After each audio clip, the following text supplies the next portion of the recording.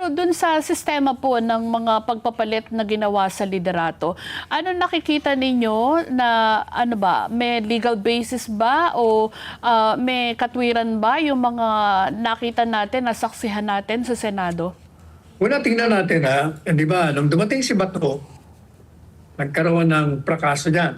Yes. Dahil nagkaroon na nga ng change of leadership. After that, kung matatanda nyo, yung isang miyembro ng tinatawag nila majority na dating minority and the rules. At kinontra.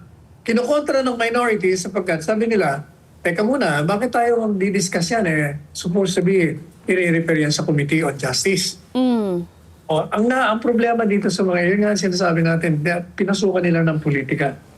Nakakalimutan nila na under the rules, kasi binasa ko yung rules nila Ang nakalagay doon, any motion to amend the rules at the discretion of the Senate President, pwede niyang i-repair.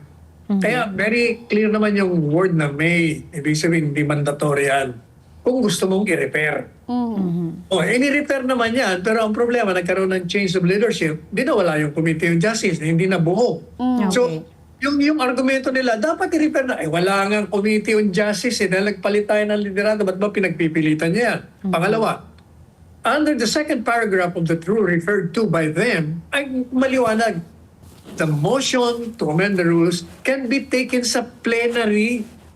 So bakit sila nagre-react? Bakit? Kasi nga, sabi nila, yan pong motion na yan para Bato lang yan Gusto nyo lang pabutuhin kasi wala na siya.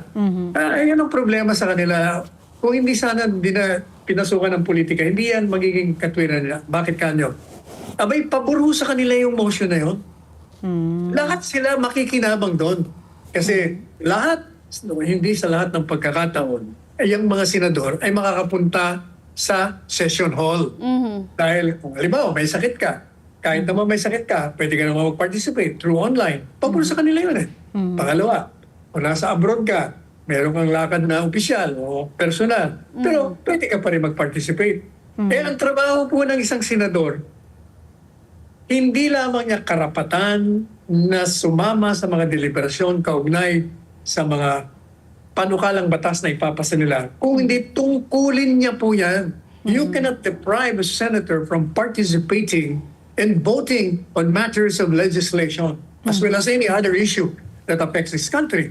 Ba't kayo magkakagulo dyan? Pabor nga sa inyo lahat yan Pero dahil pinasukan mo ng politika, nagkakalensi-lensi kayo. Halimbawa, tinan nyo nag-walk na pwede namang hindi. Ito namang Senate President, mawalang galang na rin sa kaibigan natin, nakalimutan niya that he has the power under the rules to compel the attendance of these people walking out.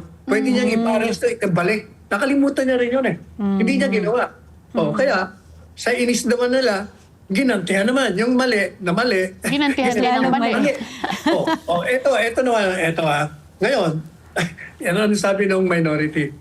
Kailangan palitan na natin ang literatong yan. Kasi hindi na tayo nakakapagtrabaho. Madali sabi, namaniobra. Ang tanong ko, nagtrabaho ba sila? Hindi rin, kasi immediately nag-adjourn sila sa CDD. Doon mo lang makikita, talagang puro kayo politika, yan ang nangyari sa inyo Kaya ito na yung taong bayan. Sabi niya, dapat pag-uumpugin ng mga ulo ng mga ito